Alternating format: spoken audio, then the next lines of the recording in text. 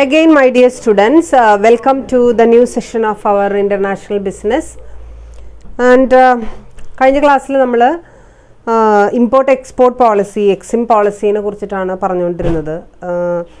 അത് important foreign trade പോളിസീസും 2015-20 trade പോളിസികളും അതിൻ്റെ പെക്യൂലിയാരിറ്റീസും 2019 നമ്മൾ ഗവൺമെൻറ് ഡിക്ലെയർ ചെയ്തിട്ടുള്ള ചില ന്യൂ പോളിസീസും ഒക്കെ നമ്മൾ ഡിസ്കസ് ചെയ്തു അല്ലേ കഴിഞ്ഞ ചാപ്റ്ററിൽ. ഇനി നമുക്ക് അടുത്ത ചാപ്റ്ററിലോട്ട് പോവാം. അടുത്ത ചാപ്റ്ററിൽ നമ്മൾ ഇൻക്ലൂഡ് ചെയ്യുന്നത് ഇൻ്റർനാഷണൽ ബിസിനസ് എൻവയോൺമെൻറ്റിനെ കുറിച്ചിട്ടാണ്. അവിടെ ഡിസ്കസ് ചെയ്തിരിക്കുന്നത് ഇൻ്റർനാഷണൽ ബിസിനസ് എൻവയോൺമെൻറ്റിനെ കുറിച്ചിട്ടാണ്. ഇനി എന്തുകൊണ്ടാണ് ഇവിടെ ഇൻ്റർനാഷണൽ ബിസിനസ്, നിങ്ങൾ ഡിഗ്രിക്ക് പഠിക്കുന്ന സമയത്ത് ബിസിനസ് എൻവയോൺമെൻറ്റിനെ കുറിച്ച് പഠിച്ചിട്ടുണ്ട് അല്ലേ? എന്താണ് ബിസിനസ് എൻവയോൺമെൻറ്റ്, എന്താണ് എൻവയോൺമെൻറ്റ്, ഇതൊക്കെ പഠിച്ചിട്ടുണ്ട്. പക്ഷേ നമ്മളിപ്പോൾ ഇവിടെ പഠിക്കുന്നത് ഇൻ്റർനാഷണൽ ബിസിനസ് എൻവയോൺമെൻറ്റിനെ കുറിച്ചിട്ടാണ്.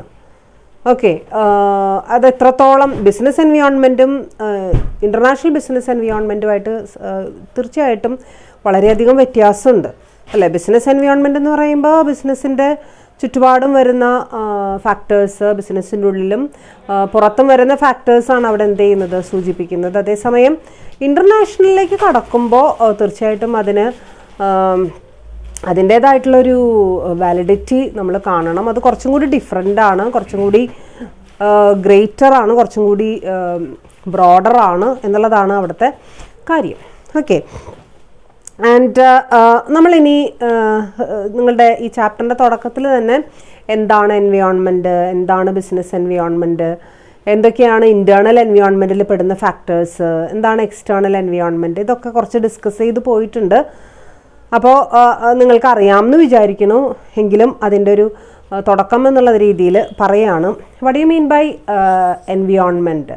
എന്താണ് എൻവയോൺമെൻറ്റ്? എൻവയോൺമെൻറ്റ് എന്ന് പറയുന്ന വാക്ക് വന്നിട്ടുള്ളത് ഒരു ഫ്രഞ്ച് വേർഡിൽ നിന്നാണ്. ആ ഫ്രഞ്ച് വേർഡ് എൻവയറോൺ എന്നാണ്. എൻവയറോൺ എന്ന് പറയുന്ന ഫ്രഞ്ച് വേർഡിൽ നിന്നാണ് എൻവയോൺമെൻറ്റ് എന്ന വാക്കുണ്ടായിട്ടുള്ളത്. ആ വേർഡിൻ്റെ മീനിങ് എന്ന് പറയുന്നത് it is surroundings of A concern, surrounding of A business concern or surrounding of N object. ഒരു ഒബ്ജക്റ്റിൻ്റെ സറൗണ്ടിങ് അതിനെ വിളിക്കുന്ന, ഇപ്പോൾ ഞാനൊരു ഒബ്ജക്റ്റ് ആണെന്നുണ്ടെങ്കിൽ ആ ഒബ്ജക്റ്റിൻ്റെ സറൗണ്ടിങ് ആണ് എൻ്റെ എൻവയോൺമെൻറ്റ് എന്ന് പറയുന്നത് അല്ലേ? വേറെ ഏത് വസ്തുവും നമ്മൾ എടുത്ത് നോക്കിക്കഴിഞ്ഞാൽ അതിൻ്റെ സറൗണ്ടിങ്ങിൽ പെടുന്ന, അതല്ലാതെ ഒരു സെപ്പറേറ്റ് എക്സിസ്റ്റൻസിൽ വരുന്ന എന്തിനേയും നമുക്ക് എന്തെന്ന് വിളിക്കാം, എൻവയോൺമെൻറ്റ് എന്ന് നമുക്ക് വിളിക്കാം.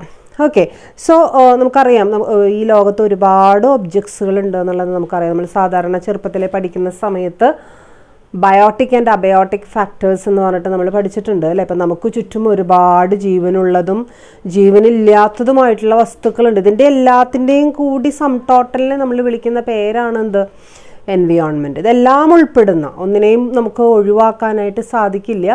എല്ലാം ബയോട്ടിക് ഫാക്ടേഴ്സും ബയോട്ടിക് എന്ന് വെച്ച് കഴിഞ്ഞാൽ എന്താ അർത്ഥം, ജീവനുള്ള വളരുന്ന വസ്തുക്കൾ, അതിനെ വിളിക്കുന്ന പേര് ഹ്യൂമൻ ബീയിങ്സ്, ആനിമൽസ്, പ്ലാന്റ്സ് അല്ലേ? ഇതൊക്കെ വളരുന്ന വസ്തുക്കളാണ് അല്ലെങ്കിൽ ജീവനുള്ള വസ്തുക്കളാണ്.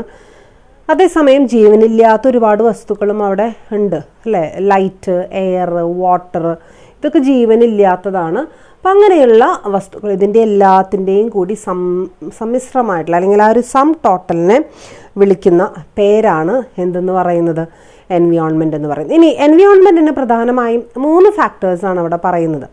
അതിൽ ഒന്നാമത്തെ ഫാക്ടർ എന്ന് പറയുന്നത് it's A unit of space existing outside the body of N object. Environment എന്ന് പറയുന്നത് ഒരു ഒബ്ജക്റ്റിൻ്റെ പുറമെ, ഔട്ട്സൈഡ് എക്സിസ്റ്റ് ചെയ്യുന്ന ഒരു യൂണിറ്റ് ഓഫ് സ്പേസിനെ വിളിക്കുന്ന പേരാണ് എന്ത്, environment.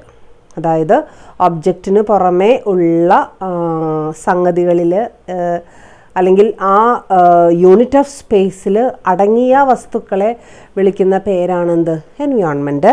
And the object can be living or non living. ഈ ഒബ്ജക്റ്റ് എന്ന് പറയുന്നത്, ഇപ്പം നേരത്തെ ഞാൻ എക്സാമ്പിൾ പറഞ്ഞു, എനിക്ക് ചുറ്റുമുള്ള വസ്തുക്കൾ, ഇപ്പം ഞാൻ തന്നെ അതൊരു ലിവിങ് ഒബ്ജക്റ്റാണ്, ചിലപ്പോൾ അതൊരു നോൺ ലിവിങ് ഒബ്ജക്റ്റ് ആയിരിക്കും. ഇപ്പോൾ ഒരു പോണ്ട് എന്ന് പറയുന്നത്, ആ പോണ്ടിൻ്റെ ഉള്ളിൽ വെള്ളവും ബാക്കിയുള്ള സംഭവങ്ങളും അവിടെ ഉണ്ടായിരിക്കും. അപ്പോൾ ആ പോണ്ടിന് ചുറ്റുമുള്ള എൻവയോൺമെൻറ്റ്. സോ പോണ്ട് എന്ന് പറയുന്ന ഒരു നോൺ ലിവിങ് ഒബ്ജക്റ്റാണ്. അപ്പോൾ ഒരു ഒബ്ജക്റ്റ് എന്ന് പറയുമ്പോൾ ഒബ്ജക്റ്റ് ലിവിങ് ആയിരിക്കാം, നോൺ ലിവിങ് ആയിരിക്കാം. And the unit of space is variable in extent, composition and it's structure.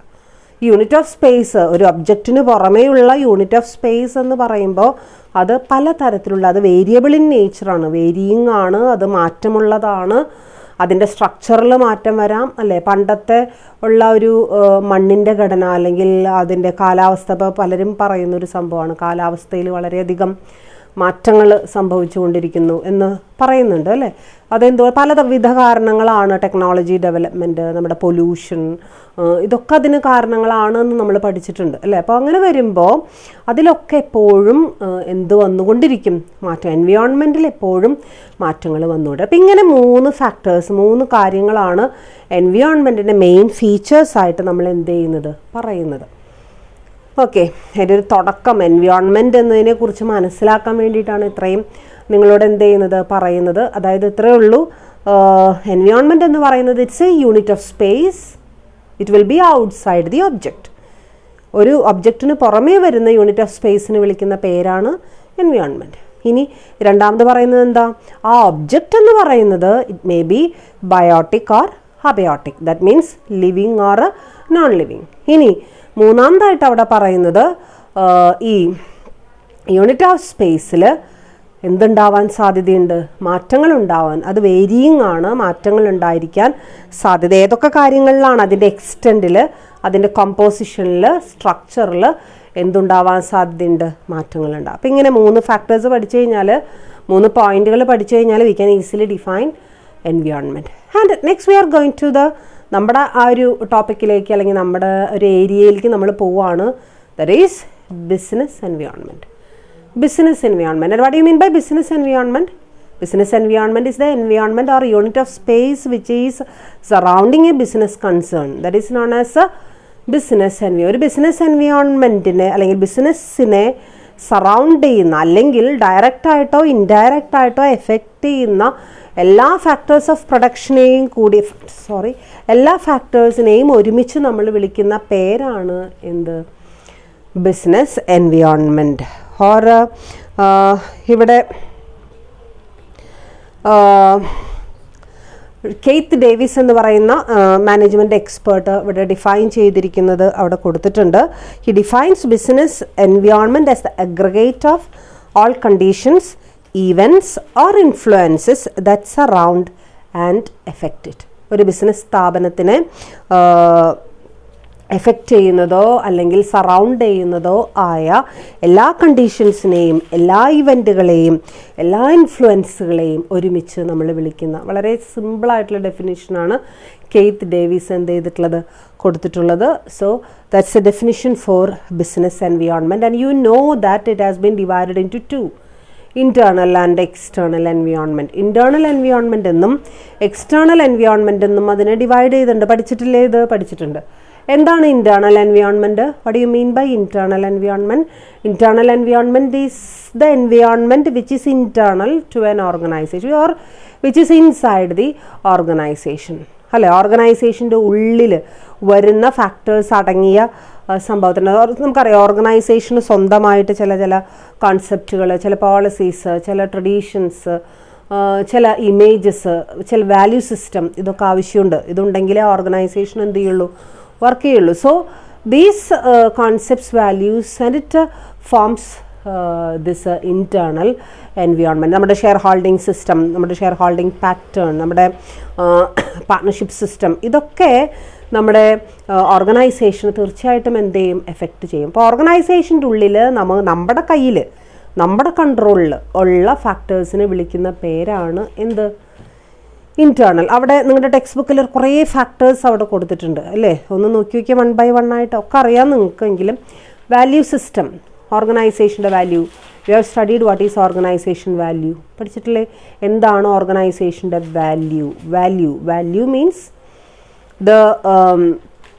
the importance we are giving to certain aspects or certain concepts or certain events, certain matters ഇതിനൊക്കെ കൊടുക്കുന്ന ആ ഒരു ഇമ്പോർട്ടൻസിന് പറയുന്ന പേരാണ് എന്ത്?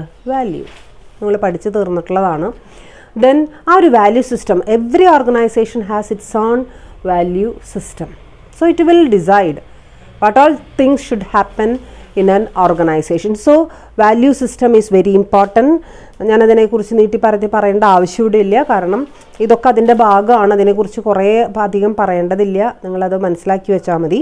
Management structure, nature. You know what is management structure? Structure of management, നിങ്ങളതിൻ്റെ സ്ട്രക്ചറും കാര്യങ്ങളും വേരിയസ് ടൈപ്സ് ഒക്കെ പഠിച്ചിട്ടുള്ളതാണ്.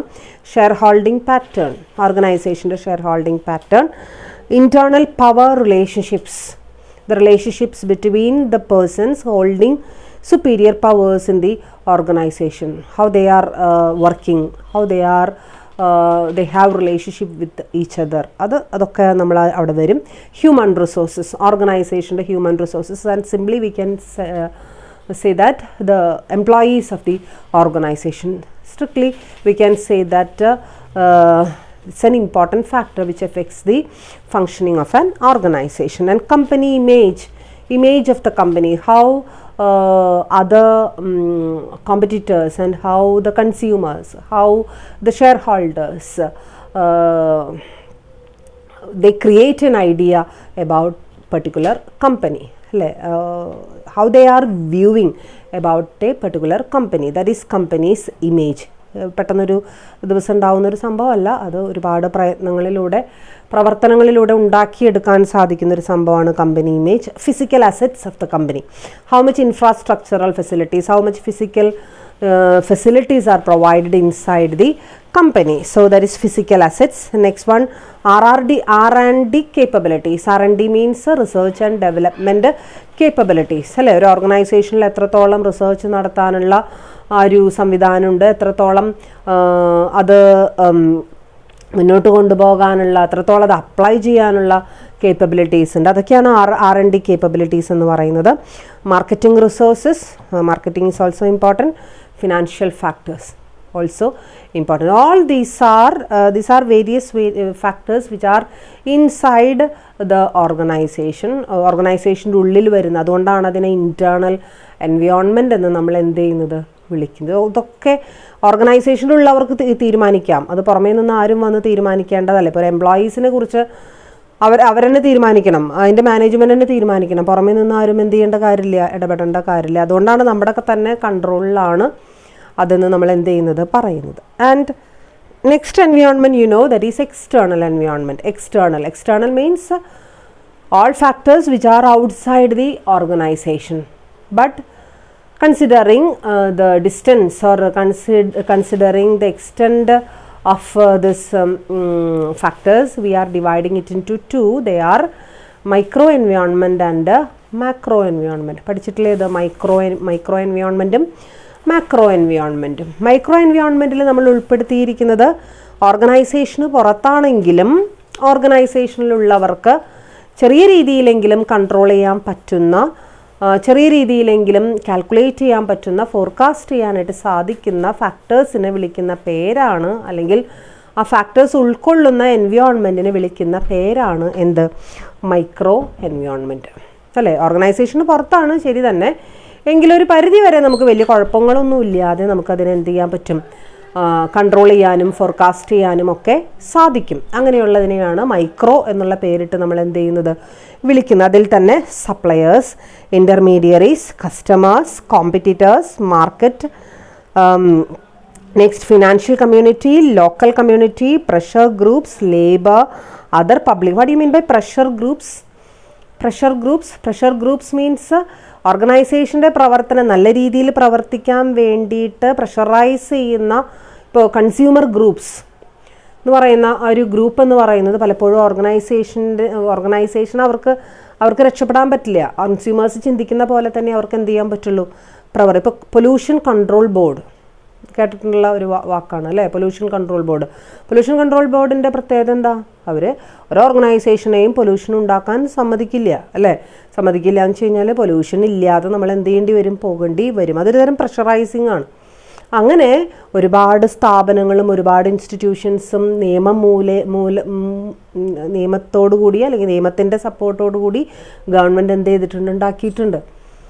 അപ്പം അതൊക്കെ എന്ത് വിഭാഗത്തിൽ പെടുന്നതാണ്? പ്രഷർ ഗ്രൂപ്പ്സ് എന്ന് പറയുന്ന വിഭാഗത്തിൽ പെടുന്നതാണ്. സോ അതുപോലെ തന്നെ ലേബറേഴ്സ്, അതർ പബ്ലിക് ഗ്രൂപ്പ്സ്, ബാക്കിയുള്ള പബ്ലിക് ഗ്രൂപ്പുകൾ, ഇതൊക്കെ ഒരു വിധത്തിൽ അല്ലെങ്കിൽ മറ്റൊരു വിധത്തിൽ നമുക്ക് എക്സ്റ്റേണലാണ്, അല്ലെങ്കിൽ ഒരു ബിസിനസ് ഓർഗനൈസേഷന് എക്സ്റ്റേണലാണ്. അറ്റ് ദ സെയിം ടൈം നമുക്ക് നമ്മുടെ ഒരു ബുദ്ധി ഉപയോഗിച്ച് അതിനെ കൺട്രോൾ ചെയ്യാൻ, അതിനെ റെഗുലേറ്റ് ചെയ്യാൻ വലിയ പ്രശ്നങ്ങളൊന്നും അവിടെ വരില്ല. അതുകൊണ്ടാണ് അതിനെ മൈക്രോയിൽ പെടുത്തിയിരിക്കുന്നത്. അങ്ങനെയാണെങ്കിൽ മാക്രോ എൻവിയോൺമെൻറ്റിൽ എന്തൊക്കെ ഫാക്ടേഴ്സ് ആയിരിക്കും വരാൻ സാധ്യതയുള്ളത്? മാക്രോ എൻവിയോൺമെൻറ്റിൻ്റെ പ്രത്യേകത എന്താണെന്നുള്ളത് നമുക്കറിയാം. കുറച്ചും കൂടി ഫാർ അവേ എക്സ്റ്റെൻറ്റിലാണ് എന്ത് നിൽക്കുന്നത്, ഈ ഒരു മാക്രോ എൻവിയോൺമെൻറ്റ് നിലനിൽക്കുന്നത്. ഓർഗനൈസേഷനും കുറച്ചും കൂടി വിദൂരതയിൽ ഉള്ള ഒരു എൻവിയോൺമെൻറ്റാണ്. അതിൻ്റെ ഒരു സർക്കുലാർ ഇതൊക്കെ നിങ്ങൾ പഠിച്ചിട്ടുണ്ടായിരിക്കില്ലേ, മൈക്രോ മാക്രോ എന്നൊക്കെ പറഞ്ഞിട്ട്. അത് കുറച്ചും കൂടി ദൂരം കൂടുതലാണ് എന്ന് പറയുമ്പോൾ, ദൂരം കൂടുന്തോറും നമ്മുടെ പ്രശ്നം എന്താ? നമുക്കതിനെക്കുറിച്ച് മനസ്സിലാക്കാനും അതിനെക്കുറിച്ച് പ്രെഡിക്റ്റ് ചെയ്യാനും ഫോർകാസ്റ്റ് ചെയ്യാനും ഒക്കെ നമുക്ക് ബുദ്ധിമുട്ടായിരിക്കും അല്ലേ? അതാണ് അതിൻ്റെ ഒരു ഏറ്റവും വലിയ പ്രശ്നം. ഈ മാക്രോ എൻവിയോൺമെൻറ്റിൽ പെടുന്ന ഫാക്ടേഴ്സിനെ കുറിച്ച് നേരത്തെ കൂട്ടിയിട്ട് ഫോർകാസ്റ്റ് ചെയ്യാമെന്ന് പറഞ്ഞു കഴിഞ്ഞാൽ, ഫോർകാസ്റ്റ് ചെയ്യാം, കുഴപ്പമില്ല, പക്ഷെ അത് ആക്യുറേറ്റ് ആയിട്ട് വരണമെന്ന് നിർബന്ധമില്ല. അതാണ് അവിടുത്തെ ഒരു പ്രശ്നമായിട്ട് വരുന്നത്. ഓക്കെ, മനസ്സിലായെന്ന് വിചാരിക്കുന്നു. ആൻഡ് അവിടെ മാക്രോ എൻവിയോൺമെൻറ്റിൽ തന്നെ ഒരുപാട് ഫാക്ടേഴ്സ് ഇവിടെ പറയുന്നുണ്ട്. പൊളിറ്റിക്കൽ, നിങ്ങൾ പഠിച്ചിട്ടില്ലേ എന്തൊക്കെയാണ്? Political, economic, social and cultural, technology, legal, demographic and government. ഇതൊക്കെ മാക്രോ എൻവിയോൺമെൻറ്റിൽ വരുന്ന ഫാക്ടേഴ്സാണ്. ഓക്കെ, അപ്പോൾ അതിനെക്കുറിച്ചൊരു പിക്ചർ ഇതൊന്നും ഒരിക്കലും മറക്കാൻ പാടില്ല. അതായത് environment, business environment has two sections: internal environment, external environment. External environment is again divided into two: micro and macro. ഇതൊക്കെ എപ്പോഴും തലയിൽ നിങ്ങളുടെ ഉണ്ടാവും എന്ന് വിചാരിക്കുന്നു. And next we can see about environmental analysis. It's an important term while we are analyzing this international environment or international business environment. There is environmental analysis. And what do you mean by environmental analysis? Environment analysis is a process, you know, and it is done by an analyst. And analyst may be a marketer, a competitor, a business concern, or an agency, a consultant. Anybody can be called as an analyst. And for what purpose this environmental analysis is conducted? What is the purpose, or what is the important object of conducting environmental analysis? എന്തിനു വേണ്ടിയിട്ടാണ് നമ്മൾ എൻവിയോൺമെൻ്റൽ analysis ചെയ്യുന്നത്? നമ്മുടെ ഉദ്ദേശം എന്ന് പറയുന്നത് ഒരു business സ്ഥാപനത്തെ എഫക്റ്റ് ചെയ്യുന്ന ഫാക്ടേഴ്സ് എന്തൊക്കെയാണ് എന്ന് കണ്ടുപിടിക്കുക എന്നുള്ളതാണ് എൻവിയോൺമെൻ്റൽ അനാലിസിസിലൂടെ നമ്മൾ എന്ത് ചെയ്യുന്നത്. Okay, and here it is said that environment, in the first sentence itself, you please go through the first paragraph of page number 80, and you can see that environmental analysis is defined as the process by which strategist or analyst monitor the economic, governmental, legal, market, competitive, supplier, technological, geographical and social settings to determine opportunities and threats to their firms. Have you heard about opportunities and threats in somewhere else? Okay, you have heard about SWOT analysis. അല്ലേ, SWOT analysisനെ കുറിച്ച് നിങ്ങൾ കേട്ടിട്ടുണ്ട്. What is SWOT analysis and what are these four letters stands for? SWOT. SWOT കേട്ടിട്ടുള്ളൊരു വാക്കാണ്, പഠിച്ചിട്ടുണ്ട് SWOTനെ കുറിച്ച്. And S stands for strength. W stands for weakness. O stands for opportunities and T stands for threats. അറിയാം അല്ലേ? എങ്കിലും പറഞ്ഞു എന്നുള്ളൂ. That's a SWOT analysis. If a strategist or if an analyst analyzes about the strength, weakness, opportunities and threats of an organization, definitely he should go through the various factors which will have an effect on the conduct and functioning of an organization. And that is that's a person, the strategist is doing, or strategist is analyzing the various factors. Here it is said that there are various political, governmental, cultural, social and technological factors which affect a business organization. So സ്ട്രാറ്റജിസ്റ്റിനെ സംബന്ധിച്ചിടത്തോളം അല്ലെങ്കിൽ അനലിസ്റ്റിനെ സംബന്ധിച്ചിടത്തോളം തീർച്ചയായും ഈ factors ഒക്കെ analyse ചെയ്താൽ മാത്രമേ എന്ത് കണ്ടുപിടിക്കാൻ സാധിക്കുള്ളൂ? നേരത്തെ നമ്മൾ പറഞ്ഞ ആ ഒരു കോൺസെപ്റ്റ് അല്ലേ, നമ്മുടെ സ്ട്രെങ്ത്ത്, നമ്മുടെ വീക്ക്നെസ്, ഓപ്പർച്യൂണിറ്റീസ്, അതുപോലെ തന്നെ നമ്മുടെ ത്രെറ്റ്സ് നമുക്ക് എന്ത് ചെയ്യാൻ പറ്റുള്ളൂ? എന്തിനു വേണ്ടിയിട്ട് അത് കണ്ടുപിടിക്കണേ? We have to detect and we have to analyze these 4 things, because if we have any ആദ്യം പറഞ്ഞ വാക്കെന്താ? സ്ട്രെങ്ത് അല്ല. if we have a peculiar strength, we have to develop that strength. Our management is that much capable or that much efficient to do all the things in an organization. That's a particular type of strength we are enjoying. So by taking all the steps, we should try to support and we should try to improve those strength. And if we are acquiring a particular type of raw material and it is also locally available, so നമ്മൾ എന്ത് ചെയ്യണം? ആ locally available ആയിട്ടുള്ള എബണ്ടൻ്റ് ആയിട്ടുള്ള supply ഉള്ള ആ മെറ്റീരിയൽസിനെ വീണ്ടും അതിനെ ഇമ്പ്രൂവ് ചെയ്യാനായിട്ട് എന്തൊക്കെ ചെയ്യാൻ പറ്റുമോ അതൊക്കെ ചെയ്യണം. ദെൻ അവർ strength will be improved. And what about weakness കണ്ടുപിടിച്ചിട്ട് എന്തിനാ? അത് കണ്ടുപിടിച്ചിട്ട് നമ്മൾ അത്രയും നമ്മൾ വീക്കറാണെന്നും വെറുതെ അറിയാൻ വേണ്ടി മാത്രമാണോ? അല്ല. വീക്ക്നെസ് നമ്മൾ കണ്ടുപിടിക്കുന്നത് എത്രത്തോളം നമുക്ക് ആ വീക്ക്നെസ്സിനെ ഇറാഡിക്കേറ്റ് ചെയ്യാൻ സാധിക്കുമോ അത്രത്തോളം നമ്മളതിനെ കളയണം അല്ലേ. നമ്മൾ സാധാരണ പേഴ്സണാലിറ്റി ഡെവലപ്മെൻറ്റ് ക്ലാസ്സുകളിലൊക്കെ നമ്മൾ കേട്ടിട്ടുണ്ട് അല്ലേ. Every day we should analyse our own personalities. എന്തൊക്കെയാണ് നമ്മുടെ പേഴ്സണാലിറ്റീസിലുള്ള പോരായ്മകൾ? When we are speaking to somebody else, എന്താണ് നമ്മുടെ പോരായ്മ? ഇപ്പോൾ ടീച്ചേഴ്സിനോടൊക്കെ പറയാറുണ്ട്, നമ്മൾ ക്ലാസ് എടുക്കുന്ന സമയത്ത് നമ്മുടെ പോരായ്മകൾ നമ്മൾ തന്നെ സ്വയം കണ്ണാടിക്ക് മുമ്പിൽ നിന്ന് ക്ലാസ് എടുത്തു കഴിഞ്ഞാൽ ഓട്ടോമാറ്റിക്കലി നമുക്കത് ഡിറ്റക്റ്റ് ചെയ്യാനായിട്ട് സാധിക്കും എന്നുള്ളത്. സോ ഈ വീക്ക്നെസ് നമ്മൾ കണ്ടുപിടിക്കുന്നത് എന്തിനു വേണ്ടിയിട്ടാണ്? നമുക്കത് വീണ്ടും ആവർത്തിക്കാനാണോ? അല്ല, അത് മാക്സിമം അതിനെ നമ്മൾ കളയുക എന്നുള്ളതാണ് നമ്മുടെ ഉദ്ദേശം. സോ ഇറ്റ് ഷുഡ് ബി കളയണം എന്നുണ്ടെങ്കിൽ ആദ്യം തന്നെ അതിനെ ഡിറ്റക്റ്റ് ചെയ്യാൻ നമുക്ക് സാധിക്കണം. And next one, our opportunities. എത്രത്തോളം അവസരങ്ങൾ നമുക്കുണ്ട് എന്ന് നമ്മൾ മനസ്സിലാക്കണം. If I am an organisation, നമ്മുടെ കോമ്പറ്റീറ്റേഴ്സിൽ നിന്നും വ്യത്യസ്തമായി അല്ലെങ്കിൽ നമ്മുടെ മാർക്കറ്റിൽ നമ്മൾ പ്രവർത്തിക്കുന്ന സമയത്ത് എത്രത്തോളം അവസരങ്ങൾ നമുക്ക് കിട്ടാൻ സാധ്യതയുണ്ട് അല്ലേ. അത് നമ്മൾ അനലൈസ് എന്തിനു വേണ്ടിയിട്ട് ഈ അവസരങ്ങളെക്കുറിച്ച് നമ്മൾ മനസ്സിലാക്കുന്നത്? To the maximum extent all those opportunities should be utilised.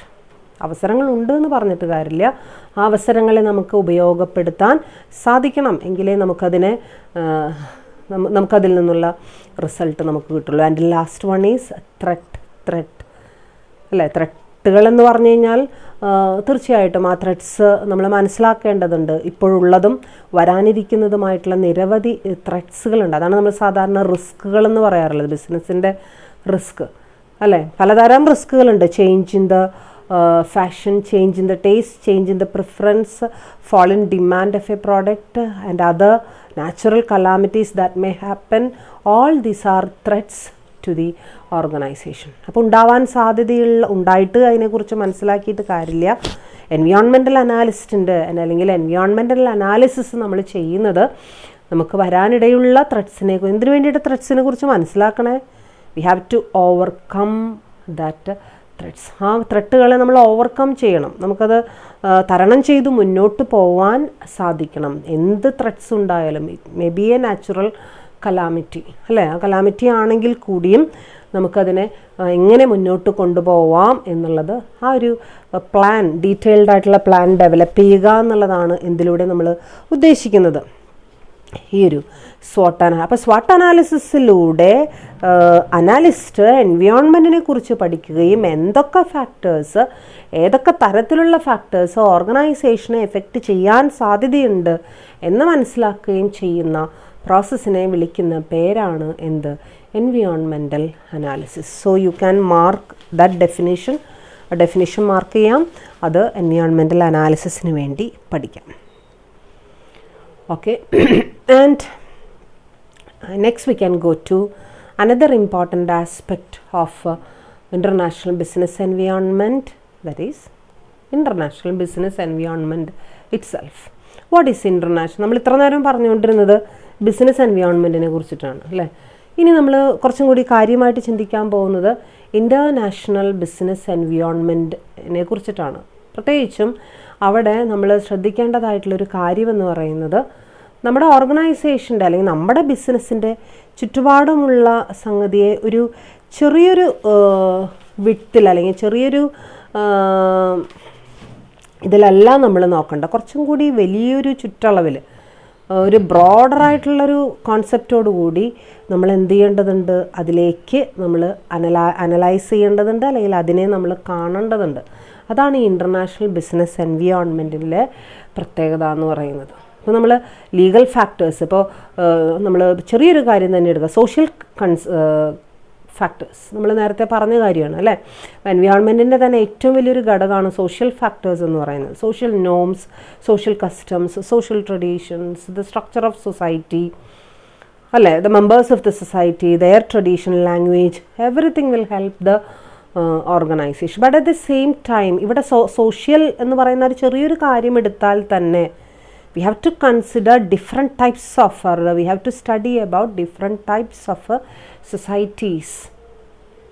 That is, they are existing in different countries, because international trade is trade across the borders of the country, different countries. So we have to analyze the social setup which is existing in different countries. Then only we can study, or we can find out the factors which may affect the functioning of a particular organization. So that's the importance of international business environment.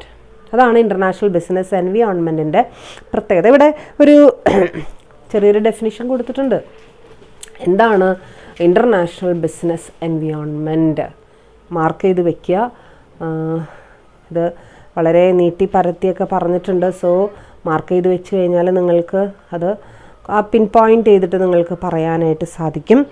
So the international business environment can be defined as the environment in different sovereign countries with factors exogenous to the home environment of the organization, which influences decision making on resource use and capabilities. An international business environment consists of controllable and uncontrollable factors which affect the working of global firm and within which the global firm operates. അത്രയും വരെയെങ്കിലും ഒന്ന് mark ചെയ്ത് വയ്ക്കുക. Okay, അപ്പോൾ ഇവിടെ എന്താണ് international business environment എന്നുള്ളതാണ് അവിടെ പറഞ്ഞിരിക്കുന്നത്. എങ്ങനെയാണ് ഡിഫൈൻ ചെയ്തിരിക്കുന്നത്? It is an environment which is existing in different sovereign countries അല്ലേ. സ്വന്തമായിട്ട് എക്സിസ്റ്റൻസ് ഉള്ള, സോവറിൻ എന്ന് വെച്ച് കഴിഞ്ഞാൽ പരമാധികാരമുള്ള എന്നൊക്കെയാണ് അതിൻ്റെ അർത്ഥം. ഡിഫറെൻറ്റ് കൺട്രീസിനെ കുറിച്ച് നമ്മൾ പേരൊക്കെ കേട്ടിട്ടുണ്ട്. ആ ഒരു സിസ്റ്റം നമ്മൾ മനസ്സിലാക്കിയിട്ടുണ്ട്. അപ്പോൾ ആ ഒരു ഡിഫറെൻറ്റ് സോവറിൻ കൺട്രീസിൽ എക്സിസ്റ്റൻസ് ഉള്ള ഒരു എൻവയോൺമെൻറ്റ്, അതായത് ഇത്രയേ ഉള്ളൂ, ഒരു കൺട്രീനെ മാത്രം നമ്മൾ എടുത്താൽ പോരാ, ഡിഫറെൻറ്റ് കൺട്രീസിനെ നമ്മൾ എന്ത് ചെയ്യേണ്ടി വരും, കൺസിഡർ ചെയ്യേണ്ടതായിട്ട് വരും. With factors exogenous to the home environment. ഇപ്പോൾ ഇന്ത്യയിലത്തെ ഒരു ഓർഗനൈസേഷൻ ആണെന്നുണ്ടെങ്കിൽ ആ ഓർഗനൈസേഷൻ്റെ എൻവയോൺമെൻറ്റ് എന്ന് പറയുന്നത് ഇന്ത്യയിൽ മാത്രമല്ല, പുറമേയുള്ള ഡിഫറെൻറ്റ് കൺട്രീസിൽ അതുണ്ട്. അത് മാത്രമല്ല, ഡിഫറെൻറ്റ് കൺട്രീസിൽ ഉണ്ട് എന്നുള്ളത് മാത്രമല്ല പ്രത്യേകത, അവിടെയുള്ള factors it will directly or indirectly effect the functioning of the home, നമ്മുടെ നേഷൻ ഫേമിനെ അതെന്ത് ചെയ്യുന്നു, എഫക്റ്റ് ചെയ്യുന്നു. അതും ഒരു പ്രശ്നമാണ് അല്ലേ. പല രാജ്യങ്ങളിലും പല എൻവയോൺമെൻ്റ് ഉണ്ട്, അതൊക്കെ ശരി തന്നെ, അത് നമുക്ക് വിഷയമുള്ള കാര്യമില്ല. പക്ഷേ ആ എൻവയോൺമെൻറ്റ് നമ്മുടെ രാജ്യത്തിൻ്റെ ബിസിനസ് സ്ഥാപനത്തെ അത് എഫക്റ്റ് ചെയ്യുമ്പോൾ ആ ഫാക്ടേഴ്സിനെ വിളിക്കുന്ന പേരാണ് എന്ത്? International business environment. കഴിഞ്ഞിട്ടില്ല. ഇറ്റ് കൺസിസ്റ്റ് ഓഫ്, അതിൻ്റെ രണ്ടാമത്തെ ലൈനിൽ പറയുന്നത് എന്താ? It consist of all controllable and uncontrollable factors which affect the working of a global firm. Global firm, what do you mean by global firm? A firm which is functioning globally or which is doing global business, that is known as global firm. ഒരു global ഫേമിൻ്റെ ഫങ്ഷനിങ്ങിനെ effect ചെയ്യുന്ന കൺട്രോളബിളും കൺട്രോളബിളുമായിട്ടുള്ള ഫാക്ടേഴ്സിൻ്റെ some ടോട്ടലാണ് എന്തെന്ന് പറയുന്നത്? International business environment എന്ന് പറയുന്നത്. And within which the global firm, ആ ഒരു എൻവയോൺമെൻറ്റിൻ്റെ ഉള്ളിൽ നിന്നുകൊണ്ടാണ് ഗ്ലോബൽ ഫേംസ് എന്ത് ചെയ്യുന്നത്? വർക്ക് അല്ലെങ്കിൽ ഫങ്ഷൻ ചെയ്യുന്നത്. അതാണ് ഈ ഇൻ്റർനാഷണൽ ബിസിനസ് എൻവയോൺമെൻറ്റിൻ്റെ പ്രത്യേകത. ഇനി അതായത് അതിൻ്റെ ഏറ്റവും ഒരു ബ്രീഫായിട്ട് പറയുകയാണെന്നുണ്ടെങ്കിൽ, ഒരു ഗ്ലോബൽ ഫേമിനെ സംബന്ധിച്ചിടത്തോളം സാധാരണ ലോക്കലായിട്ട് പ്രവർത്തിക്കുന്ന ഫേമുകൾക്ക് international business environment is not a matter. അവരതിനെക്കുറിച്ച് എന്ത് ചെയ്യേണ്ടതില്ല, പഠിക്കേണ്ടതില്ല, അനലൈസ് ചെയ്യേണ്ടതില്ല, പ്രശ്നങ്ങളില്ല. അതേസമയം ഒരു ഗ്ലോബൽ ഫേമിനെ സംബന്ധിച്ചിടത്തോളം definitely they should go through this international business environment analysis. അതല്ലാന്നുണ്ടെങ്കിൽ അവരുടെ പ്രവർത്തനം ഒരു വലിയൊരു പരാജയമായി മാറാൻ സാധ്യതയുണ്ട്. അവിടെ ഈ ഒരു ഇത് പഠിക്കുന്ന സമയത്ത് നമ്മളൊരു ചെറിയൊരു കോൺസെപ്റ്റിനെ കുറിച്ച് നമ്മളവിടെ പഠിക്കുന്നുണ്ട്. That is SRC.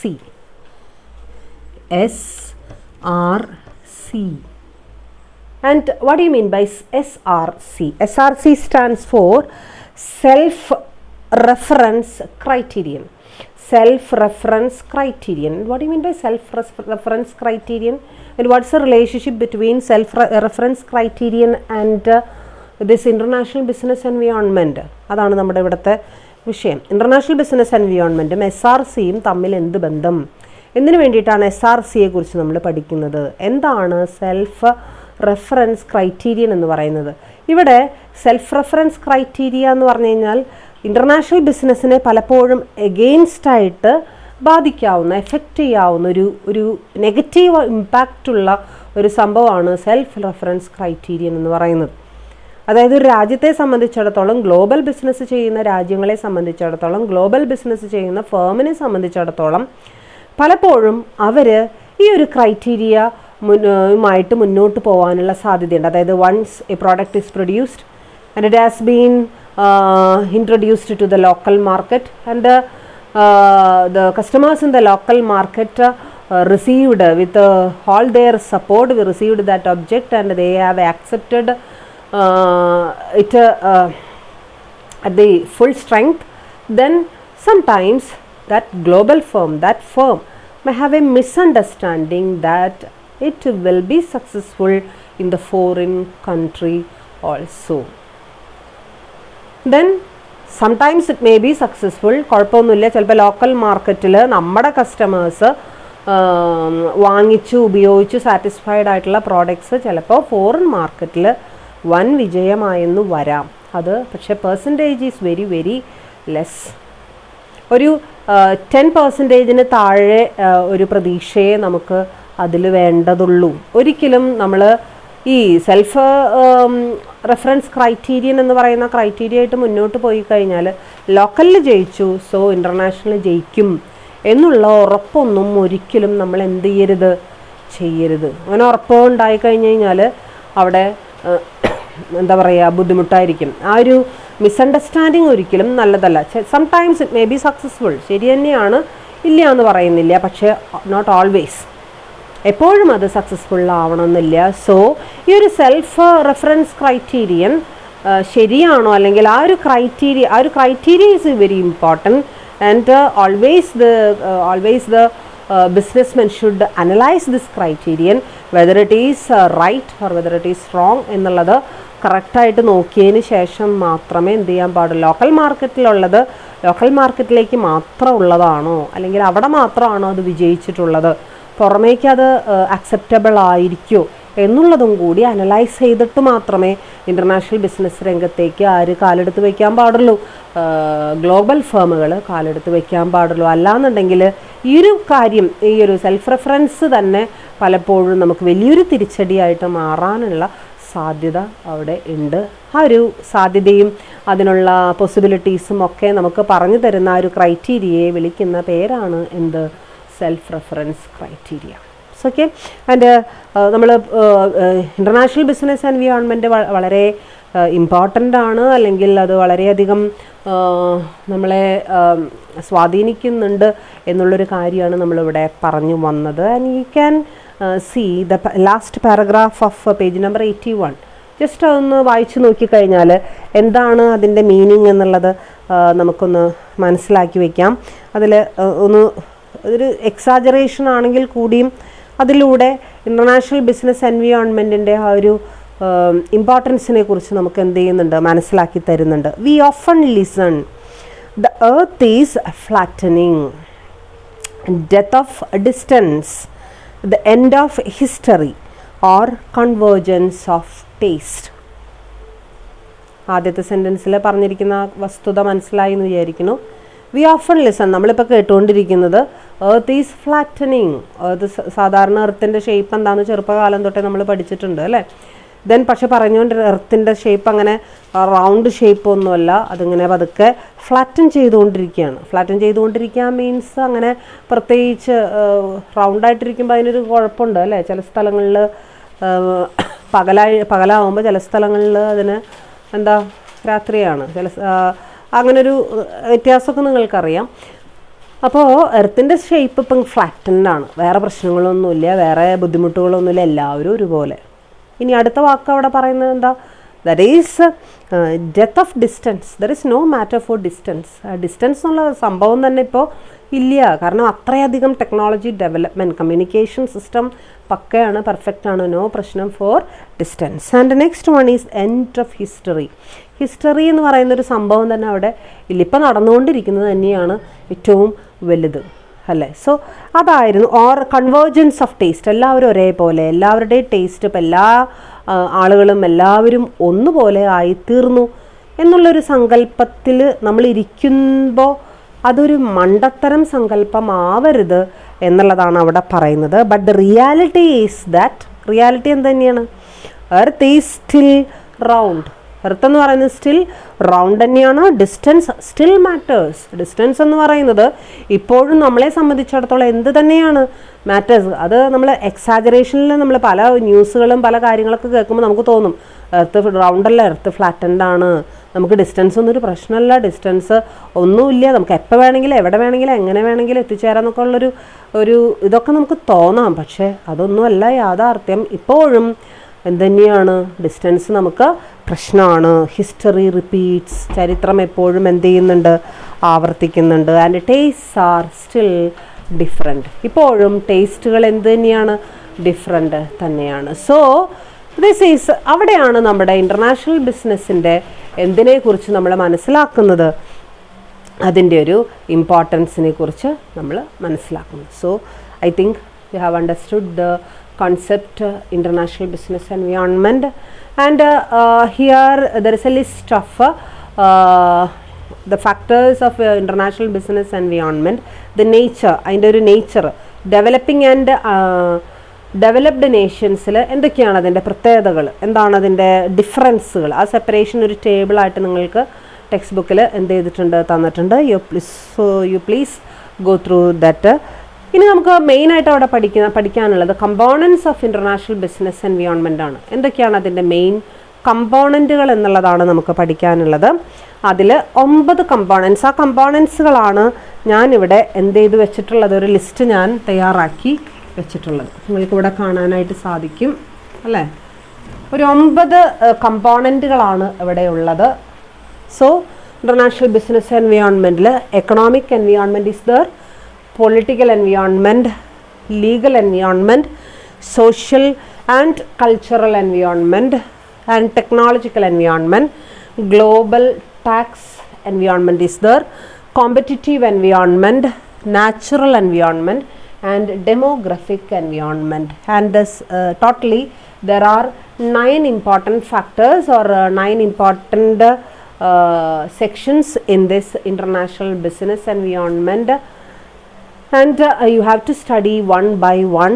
Economic തൊട്ട് ലാസ്റ്റ് വരെ 1 by 1 ആയിട്ട് നിങ്ങൾ അത് ഓരോന്നും എന്ത് ചെയ്യേണ്ടതുണ്ട്, പഠിക്കേണ്ടതുണ്ട്. സോ ആദ്യം നമ്മൾ സ്റ്റാർട്ട് ചെയ്യുന്നത് എക്കണോമിക് എൻവിയോൺമെൻ്റ് ആണ്. സോ എക്കണോമിക് എൻവിയോൺമെൻറ്റ് തൊട്ട് നമുക്ക് നെക്സ്റ്റ് ക്ലാസ്സിൽ എന്ത് ചെയ്യാം, ചർച്ച ചെയ്യാം. സോ ജസ്റ്റ് അതിൻ്റെ ആമുഖമാണ് നമ്മളിപ്പോൾ ഇതുവരെയും എന്ത് ചെയ്തത്, പറഞ്ഞ് നിർത്തിയത്. So study well, we can see in the next class. Thank U.